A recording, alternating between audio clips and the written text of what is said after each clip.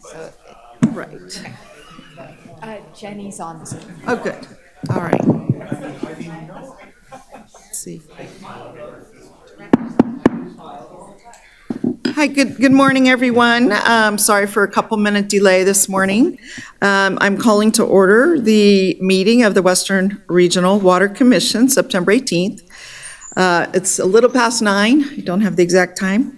To get started, I wanted to have a roll call, if we may. Clara Andriola, Present. Christopher Dare, Here. Susan here, Paul Anderson, Here. Naomi Durr, Here? Mary Louise Garcia, Here. Jenny Breckus, Here. Alexis Field. Here. Miguel Martinez. Here. We have a quorum. All right, and then for the record, it looks like we have our attorney online as well. Yes, thank you, Chair. Okay, good morning. We'll turn next to our Pledge of Allegiance, and I'm going to ask Susan Sievert to lead us in the pledge. Please join me. I pledge allegiance to the flag of the United States of America and to the republic for which it stands, one nation, under God, indivisible, with liberty and justice for all. All right, thank you, everyone, and we'll turn next to public comment. And Madam Clerk, usually there's a disclosure on public comment. Thank you. For telephone participation, dial 1-719-359-4580 and enter the meeting ID number 8407-605-9942, followed by pound. Please mute and unmute phones by dialing *6. To sign up for public comment in person, complete a public comment card and submit it to the clerk. In the Zoom platform, raise your virtual hand icon. If attending by phone, dial *9 to notify the clerk. Note that dialing *9 both raises and lowers the virtual hand. All right, then, and let me ask our attorney, do you have a further disclosure, or was that sufficient? No, that's sufficient, Chair. Okay, Thank you. thank you so much. And then we'll move on to approval of the agenda, and I'm looking for a motion to approve the agenda. So moved. Second. All right, so I have a motion from Member Andriola and a second from Member Dare.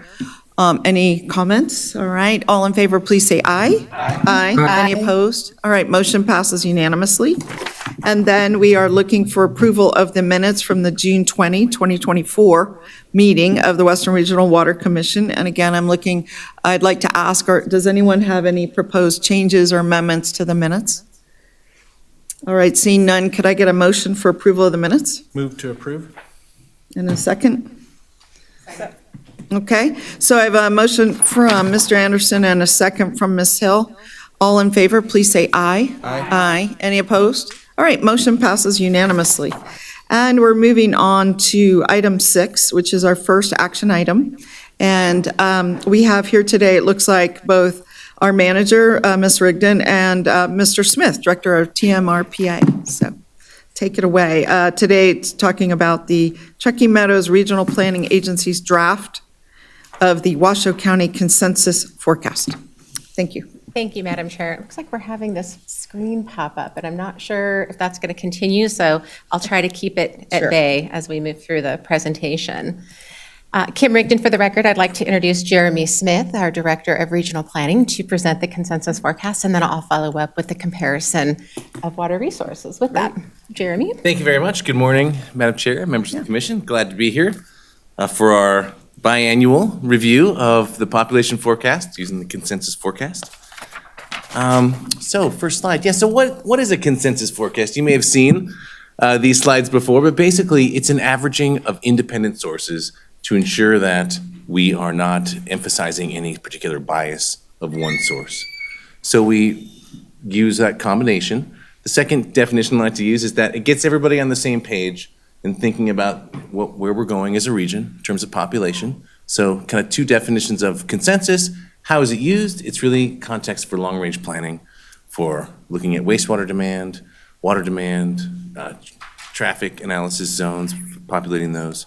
So what we're here obviously today to do is what we do every 2 years, and that is to take a look at this population forecast, how many people are coming to Washoe County in the next 20 years, and then make sure that we have identified sustainable water resources to meet that forecasted population growth. Next one, please. Thanks. Okay, so here are those sources.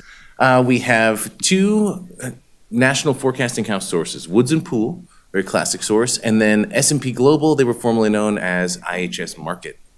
And then we use two local sources, our Nevada State Demographer and the model from Tumwa that's done by Sean Stoddard, who's here today.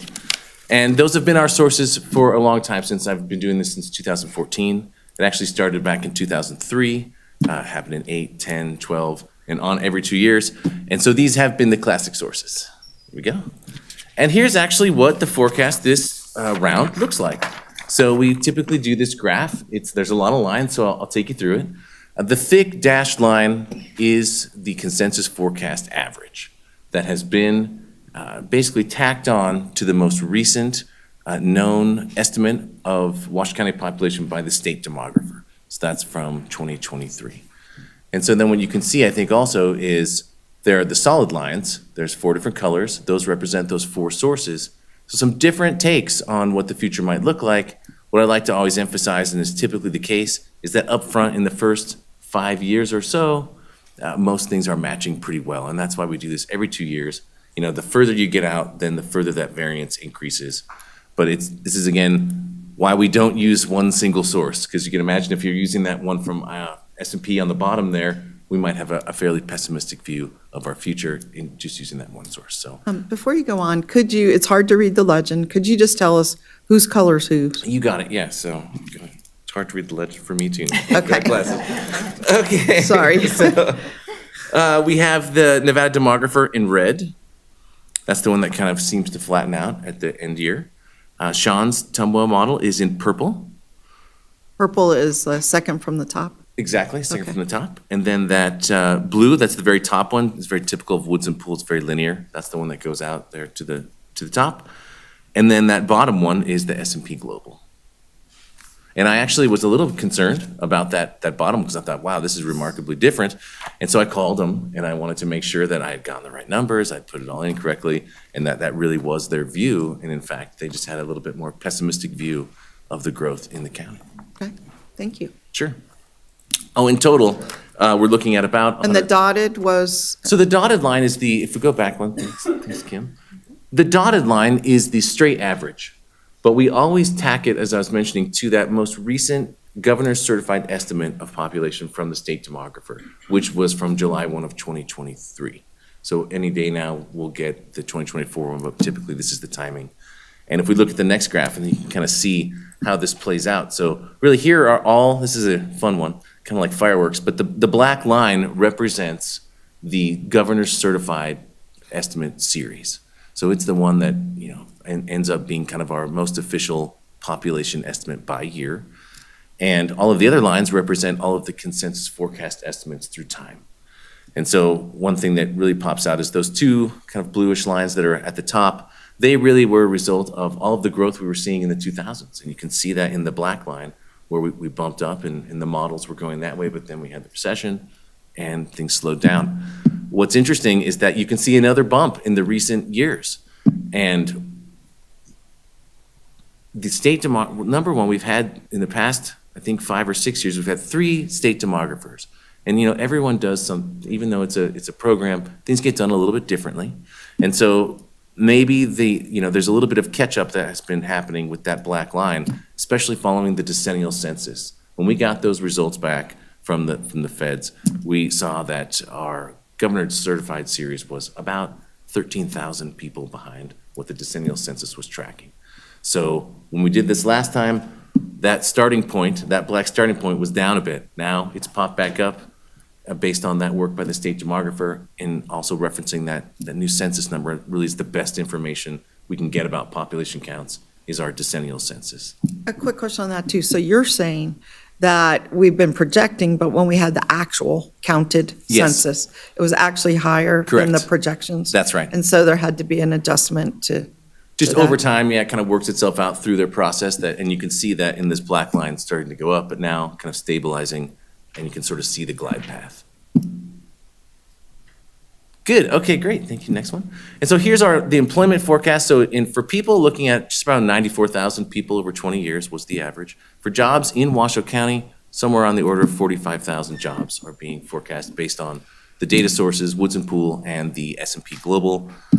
This does not include Story County. This work is for Washoe County only. Okay, so next steps. Oh, yes, sir. Yeah, go ahead, please. So that concerns me. I only say that because of how that affects us. They don't have homes out there. Do we have anything that shows the kind of growth? I know that might, We do. because, okay. Yeah, we work closely with Story County planning staff, especially around the Regional Transportation Commission, RTP, the Regional Transportation Plan, and their transportation demand model includes traffic analysis zones for the Tri-Center out there in Story County.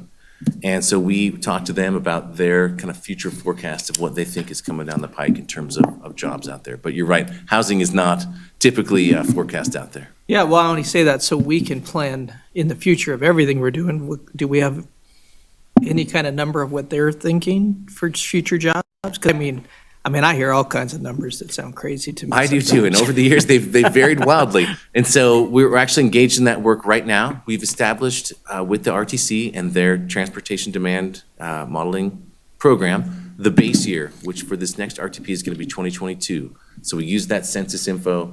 We actually added Fernley to the model this round as well. So all of that information is, that base year is done, and we're currently working on the future. So we're in those conversations right now with Thank the you. staff. You bet. So could you recap just what you just said about what would, on your previous graphs, what was our total population now? Total population, 515,000 people. at Okay, 20 for the whole county. For Washoe County in its entirety. And then the employment numbers you're now citing, this 325, Yeah, can we go to the next one, please? you're saying that is just, again, just Washoe County, people that Correct. live in Yes. Washoe County, not, Not anywhere else, exactly. so if they live in Story County and It's, drive. no, it is jobs in Washoe County. Right, but if they live in Story County and drive in, they would be included in this because Correct. it's jobs? Yes, Okay, that's correct. And it's total jobs. So there is a confusing, jobs are reported in two main ways. Covered employment, which is basically a job that's paying into unemployment insurance, which is most jobs, but it's about 70%, give or take. About 30% of jobs are sole proprietorships, real estate agents, churches, I think, fall in there. So there's many categories of these industry codes where they're not necessarily paying unemployment insurance. And so those jobs are not tracked in some of the data that's reported, say, the quarterly census of employment and wages, QCEW, you hear about that job report quite a bit. That's just the covered employment. So that's what this blue line at the bottom of this graph is indicating. One of our sources, Woods and Pool, gives us that total employment count, and the other source gives us the covered employment. So we do some work with statistics about jobs from the Bureau of Economic Analysis and the Bureau of Labor Statistics to understand that relationship, and we basically up-factor the jobs from S&P to get that average of total. so the blue here is covered employment. That light blue is covered, yeah, exactly. And then if you add in the other 30%, you'd get to which line? The You get to dotted? the dash line is the Yeah. average, basically, Okay. the two, yeah. Gotcha. Yep. So what's our next steps on our side of the house would be to, now that, depending on your decision today, then if we move forward, we'll take it to our Regional Planning Commission next week for final approval. And then we'll wrap the consensus forecast directly into the regional plan during our 5-year update that's going to culminate in this December. All right, thank you so much, great. And then you had some words to add, Ms. Rigdon? Yes, actually, thank you, Madam Chair. Kim Rigdon for the record, and I just wanted to thank Director Smith for his time in coming here and presenting the consensus forecast. So when Jeremy is done doing the consensus forecast, he submits that to both TUMWA staff and WRWC staff. And what we do is we take a look at that, and we compare the consensus forecast equivalent water demand in the future, the 2044 water demand, with the identified water resources available in the Regional Water Management Plan. And so TUMWA they do their own, obviously their population estimate is included in the consensus forecast, and they base their water demands on their own population estimates, and then we base our multiplier. So we take based on their water demand, we take an average per person water use, that's calculated on the last 5 years of water use, actual water use in the area that TEMWA has calculated. And we multiply that by the consensus forecast to get our estimated water use projections. So we work together with TEMWA, but our numbers are slightly different. And so we've projected 113,873 acre feet annually as the water demand projection for the consensus forecast population. Then we go to the Regional Water Management Plan, and in Chapter 2 of the Regional Water Management Plan, we have what's called the Water Baseline Table. It's Table 2-1 in the Regional Water Management Plan. And that is the high-level calculated available water resources for the Truckee Meadows. And so you'll see all the different basins that are outlined in there that are some developed. They're all in close proximity to the Truckee Meadows so that water can be used as a source for development moving on out into those regions. And it takes what's actually been developed plus the potential for those different basins. And that total, including the Truckee River system and groundwater basin yields, is 192,988 acre feet annually.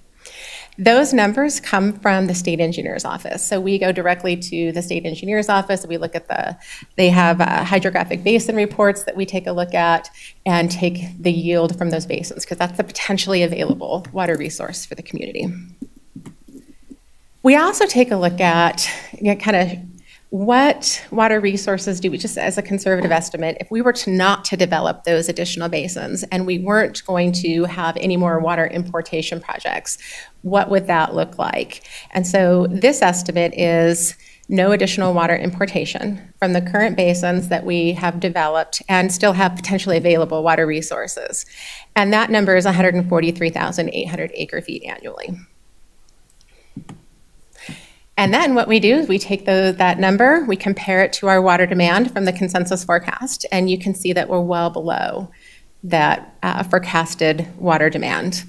And you'll see the note on the bottom, in addition to being well below the, broad with water importation project number, we also are very well below with no additional project or water importation projects. So we're pretty confident that that population can be served. And with that, our staff is recommending, we did take this to the Northern Nevada Water Planning Commission. The Northern Nevada Water Planning Commission made a recommendation to the WRWC to determine that the consensus forecast population can be supported by the sustainable water resources outlined in the Regional Water Management Plan. And Wow, with that, we can take questions. Obviously, this is critical to everything going forward, all the planning process. So for both those online and those here, are there any comments or questions from the board on this? Yeah, I just want to say thank you so much for going over how that compilation is put together, and I think it's really helpful as we all move forward in this next adventure of what that may look like. So I just wanted to say thanks. Okay. Anyone online? I know we have several members online. Any comments? Okay, seeing none, I just had one comment. If you could put up that last slide you showed, because that sort of brought it all together. So I want to make sure I understand exactly what your bottom line is. What is being subtracted from what to get to this number? So what's being subtracted is we take the total water resources outlined in the Regional Water Management Plan. Which is the 192,988? Correct. And then we subtract what we project the water demand in 2044 to be, which is that 113,873. Mm-hmm. And that leaves theoretically 79,115 acre feet annually is still available to be potential. So my question, well, first of all, I was wondering, did you think everyone on the group got this presentation? Everyone where? On the board got your presentation? You mean? Right, I mean, it's just available online. Oh, yes, Yeah. it will be, yes. This presentation, it's in the staff report. Right. All this is outlined in the staff report, but I haven't posted the presentation yet. You have not? Okay, but you will. 'Cause it's really important info. And then my question is, I just want to go back to WC3, which was, as people remember, I think it was adopted in 2007 ballot initiative, which says basically we have to live within our means and that we would square up our our water resources with the population and come to the numbers exactly what you're doing. But they also, and I know this gets a little confusing, in that I think that at the time, they basically had determined that we could support about 780,000 people. I don't know why that number sticks with me, but it does. Maybe it was a later adopted number, but I just wondered, does it require in that bill that we post this number, or do you recall what we're directed to do in that? I don't think there's a requirement for posting it. I mean, obviously, there's an open public meeting law requirement for us Yeah. to post the ongoings of the meeting. But I think the direction is that we just make sure that this comparison is done and then inform Reno, Sparks, and Washoe County that we did work with TMRPA on this requirement, and we let them know that it's been approved by the Western Regional Water Commission. Gotcha, okay. Just in case some people are not familiar with that bill or why this is so important, the public at the time felt that we were maybe running out of water. They were very, very concerned, and they felt that we were just allowing unchecked growth and that the growth was going to expand beyond our ability to provide water. And so they felt so strongly that they went to the effort of getting this ballot initiative, which was a citizen-driven ballot initiative. And they felt at the time that the legislature was not paying enough attention, giving us enough direction. They felt that all of our agencies together maybe weren't paying enough attention. And so they wanted to basically put an exclamation mark on it and make sure we did it. And so I just think it's useful to remind the board of that little history and the fact that a lot of our residents, because it passed fairly overwhelmingly, I think it was something on the order of 75% passed, that they believed this was a very important step. And so I feel like it's worth repeating, that we have this history, that we have this concern from our residents about not having enough water. And I still hear it today. Okay, so we're at least 15 years past when this initiative was passed. And I still hear it today, that we're approving developments beyond our capacity to serve. And often the answer at Reno, and I don't know how others answer this, is we defer whether or not you have water to serve your development, that question to Tumwa. Generally, most of the developments are served by Tumwa, some are not. And they are going to give an independent judgment, and you may or may not need to bring water rights, or you may have to acquire water rights from Tumwa to service your development and so on. So this, I don't know about the other jurisdictions, but this certainly happens a lot at Reno. Is that something you've experienced? You in Sun Valley, yes, and you're saying yes in the county? Specific questions regarding that when developers come. Yeah. And Sparks, do you hear this much? Constantly. Constantly, that's what. Well, the problem is people think we're Las Vegas, and so if we could stop the news coming from Las Vegas to here, we would be fine, because we always have to explain it's really sewage is our issue, not water. Exactly. So that's a conversation we constantly have. And so sadly, as much as we do marketing, people aren't paying attention, or they just believe what they want to believe, but that's the key. Yeah. Well, and your last point, they believe what they want to believe. They don't necessarily trust the government sources, right? I mean, we're all part of some element of government.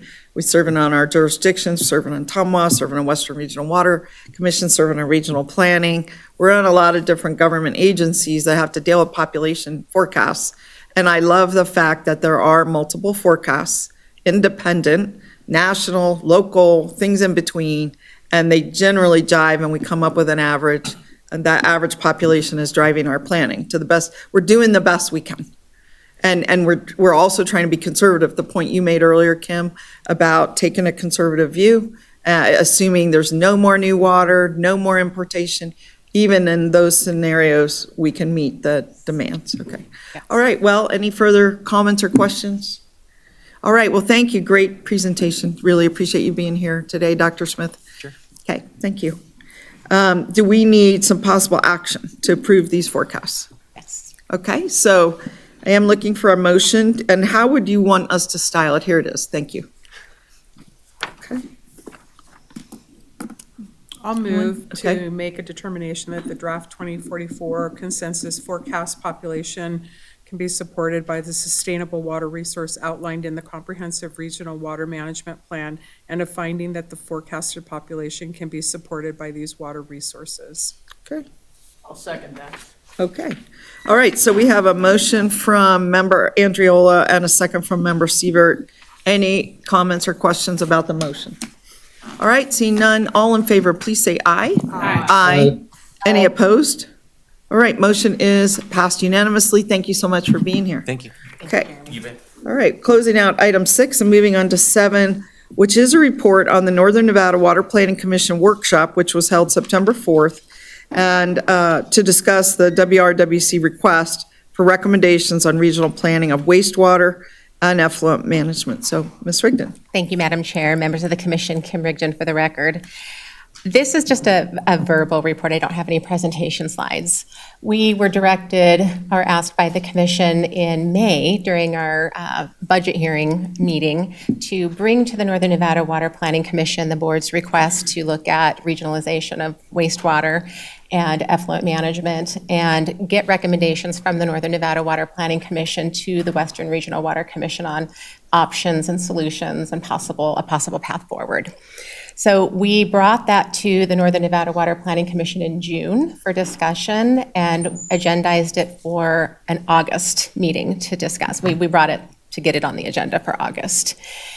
In August, the board had some discussions. They wanted to be able to bring this to their staff and discuss it amongst their staff and make sure that as we move forward, we're considering all aspects of what this might look like. So we scheduled a workshop in September. On September 4th, we held that workshop, and we did an exercise with the Northern Nevada Water Planning Commission and their senior staff to really brainstorm the opportunities that are offered through the regionalization perspective, as well as the constraints that we might be up against. And the idea was, before we develop this path forward, let's make sure we're taking into consideration everybody's thoughts on what we see as the opportunities and what we see as the constraints. We were really surprised that most of it was based in opportunities on the different topics that we were discussing. But that's not to minimize that there's some serious challenges and hurdles that we're going to have to face when we develop that process. So we looked at 6 different planning areas. We had administration and governance, financial and economic considerations, operations and staffing, infrastructure and asset management, and communication and outreach to the public, as well as regulatory concerns. We summarized everything that everybody was willing to we could think of in that workshop and sent that out to the members. They want to bring that to their staff, really go through that with their staff, see if there's anything else we were missing in that. We're going to hold another workshop, part 2 of this workshop, on October 2nd, and part 2 will be, how do we develop a scope of work? What do we need to include in that scope of work? What are the tasks that we've identified based on those opportunities and challenges? And what would the timeline for that look like? And so we'll hold that workshop right before the Northern Nevada Water Planning Commission. Then we'll reconvene our meeting after that. So it'll start at 2:30 on that date. And we'll have another agenda item for the official meeting where staff will be looking for direction from the Water Planning Commission, and we'll, of course, bring that to you in our October meeting for an update.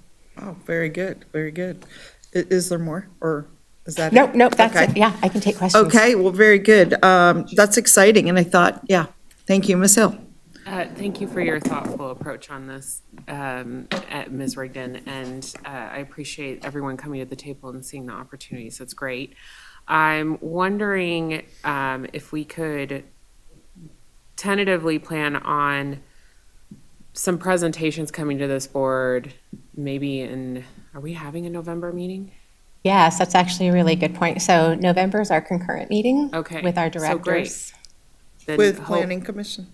Yes, Okay. it'd be November 6th, and yes, that's the idea. Okay, that would be wonderful, because I think I know enough to be dangerous about Washoe's wastewater, but I don't know enough about Reno, and certainly the operations that Sparks manages. So I think that it would even be great to do some quick education for us as well, like 10-minute presentations on each and how they're different or how they're the same, any of that, or even information that could be provided prior to the meeting as well would be helpful for the board to understand that as well. So, but I'm glad that we're moving forward. Thank you very much.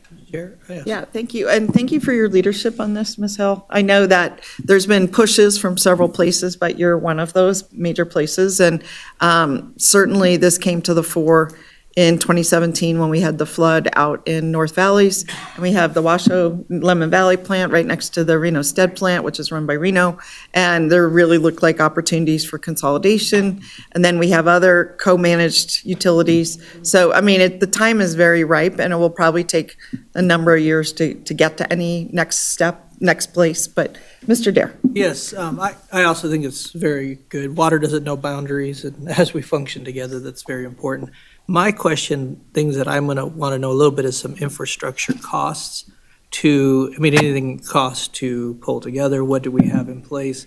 How could it potentially help us? We obviously all know we're going through some budget tightness, and I just want to make sure the timing is right. It's probably my only question on it is infrastructure costs. And actually, it might save us, and so that could be fantastic too, but I don't have that. I couldn't answer it, so that's one question I have.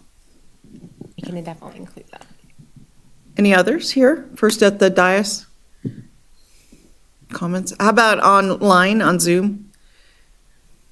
Any comments from Ms. Rigdon about where we're going with sewer consolidation potentially? Okay. Are they, can we hear them? I just want to make sure I'm not skipping anyone.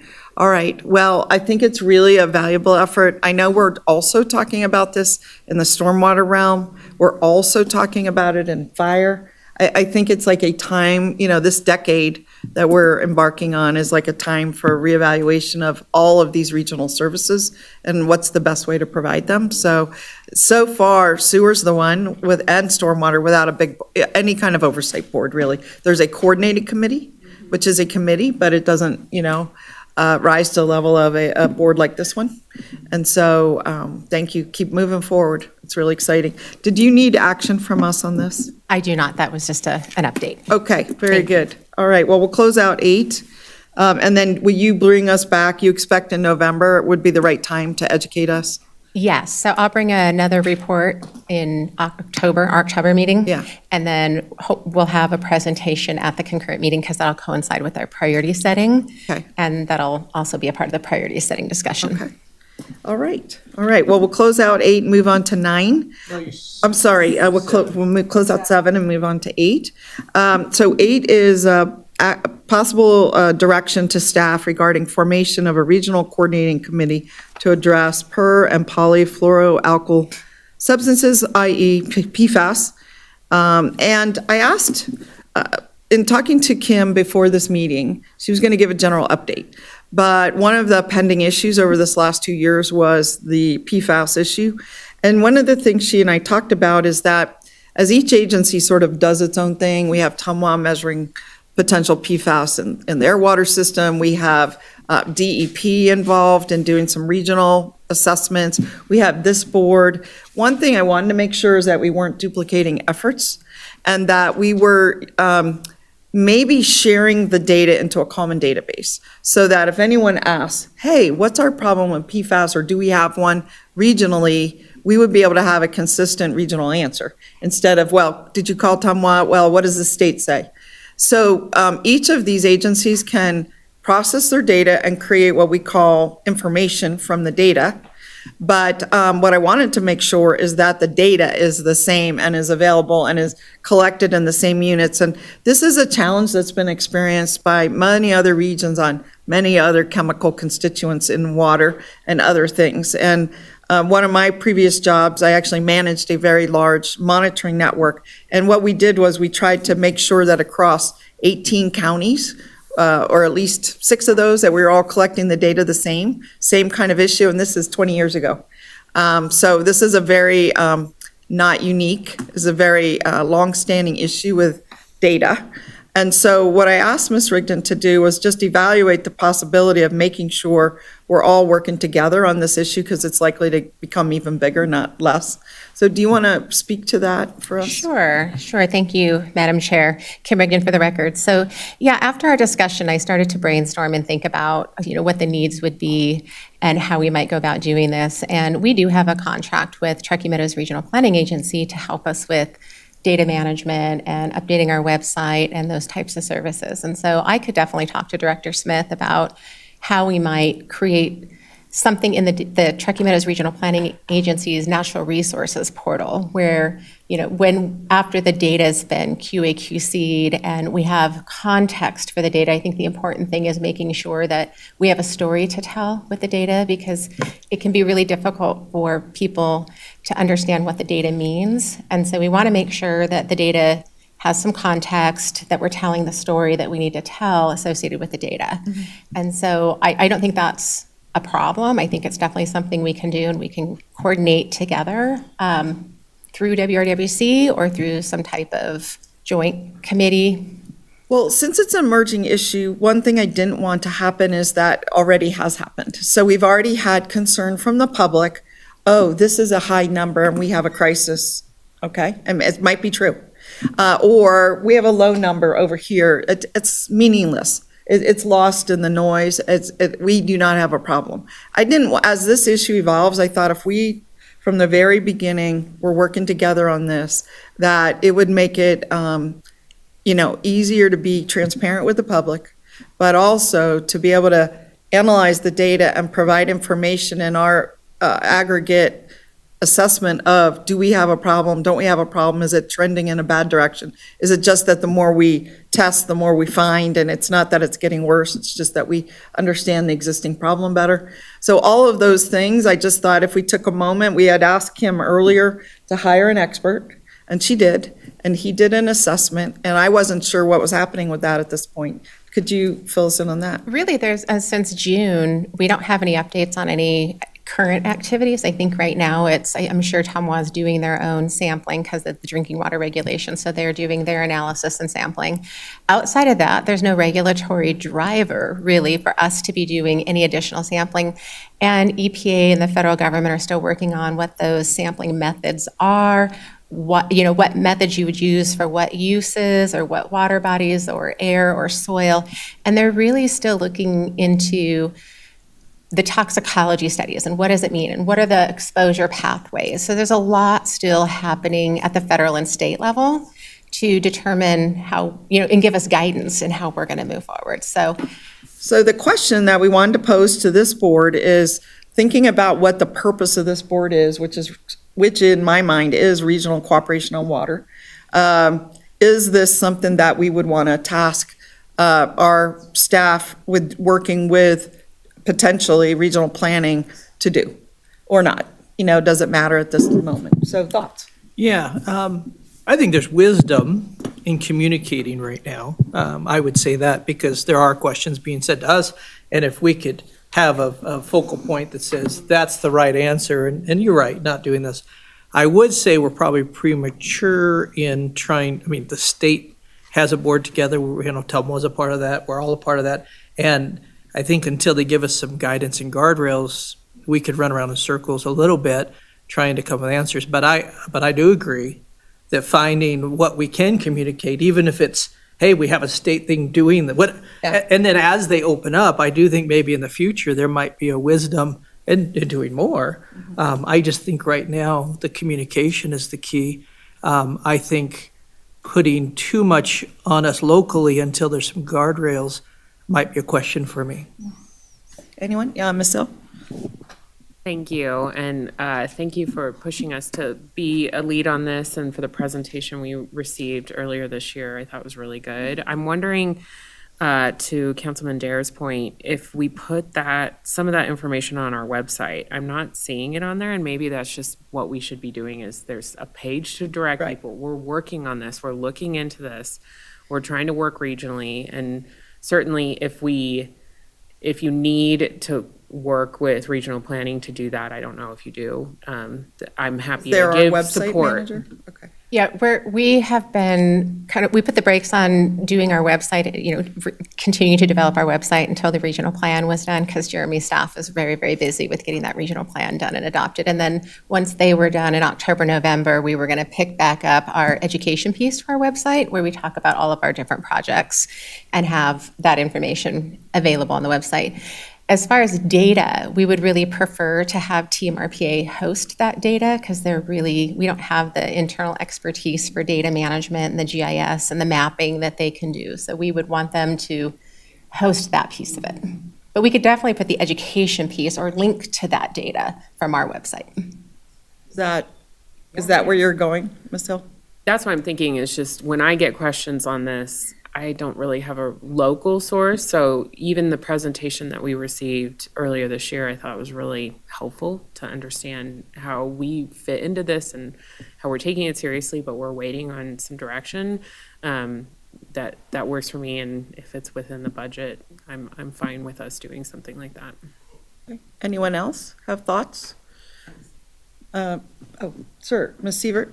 So, being just, a water buyer, we're the largest customer of Tumwa. I get questions on this all the time, especially whenever it hits the news. You'll hear something, whether it's national or local, and it is difficult to send them in a place where they can actually see it other than the internet, and God knows what they're getting from there. So it is important. I mean, we have pulled a little bit together just to be able to maybe direct them in directions, but I probably field 2 or 3 calls a month on this. So, because again, it'll hit the news and then, and then they want a reaction immediately. So what would you suggest that we do? I agree with Ms. Hill. I mean, I agree with Ms. Hill that, maybe we need some information out there that at least we can direct people to, so that at least they sort of get an idea of what's going on. It's tough, basically we're telling them, well, the federal government's still working on this. This is an emerging thing. We really don't have direction right now. So, Sun Valley is sometimes part of the North Valley, sometimes not. But most of the time when things like this comes up, we are part of the North Valley. So, they're talking about Lemon Valley and some of those issues. So it does become an issue. And it has been an issue ever since basically, the press releases and all the coverage of Lemon Valley. So the question is, do we want to direct our manager to potentially explore the opportunities with regional planning for having at least a center for this information that we can all point to? And they may further point to DEP or further point to Tumwa or wherever the data sources are held, so that there's at least a statement about it or something. Is that the right answer? Mr. Anderson? I actually think that's a good idea, to at least have some preliminary information out there for folks. I don't necessarily think that we need to establish a committee right now. That, I believe, is a little premature. But I think where we can send people, whether it's routed through our website over to regional planning or whatever we do, I think it'd be important, because we're all hearing people ask us the question. And it would be nice to be able to refer them to someplace. And a local someplace, right? Yes. Yeah. I have one question. Is what we're asking, because I don't know if it needs a whole motion, that's my question. I mean, you kind of get the direction of what we're looking for, it's just communication. Or is this costly and time costly that it'd be wise for us to give you a motion? And No, I don't think we need a motion. I think I understand what the board needs, and I think that we have that somewhat in our path ahead anyway, so. Work program or? Yeah, well, we have it in the work program for them to assist us. This is just be a new topic for them to assist us with. I would like to be able to bring it to the Water Planning Commission at the priority setting workshop, because I might rework that budget a little bit with TMRPA and give them an overview of what the request was from the board and let them know.